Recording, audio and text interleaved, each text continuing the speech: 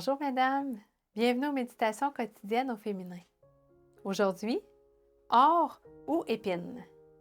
Matthieu 27, verset 29 nous dit: Ils s'agenouillèrent devant lui en se moquant de lui et en disant: Salut, roi des Juifs! Tout roi porte un titre ou l'autre qu'on lui reconnaît lors de son couronnement. Quels furent les titres dans le cas de Jésus? Fondamentalement, 10. Il descendait d'une famille humble. Sa mère n'était pas mariée au moment de sa conception. Il naquit dans une étable. Il était fils de Joseph le charpentier.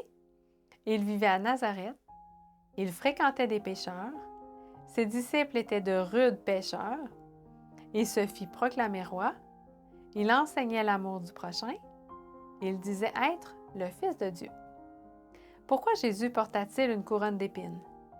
Le Messie accepta cette couronne d'épines et un titre royal sur la croix afin que tu puisses recevoir une couronne d'or. Peu importe si tu n'es pas d'une lignée royale, ta famille manque de moralité selon les paramètres de la société.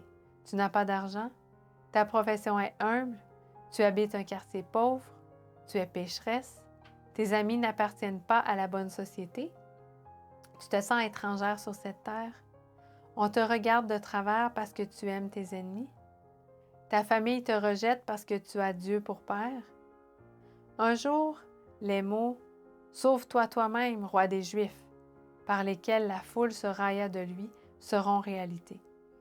Jésus viendra non pas en roi des Juifs, mais en roi de toute l'humanité et il apportera le salut. Si tu ne reçois pas sur la terre qu'une couronne d'épines, ne t'afflige pas, car une couronne d'or t'attend. Et lorsque le souverain pasteur paraîtra, vous remporterez la couronne incorruptible de la gloire. 1 Pierre 5, verset 4. Bonne journée dans le Seigneur et à demain!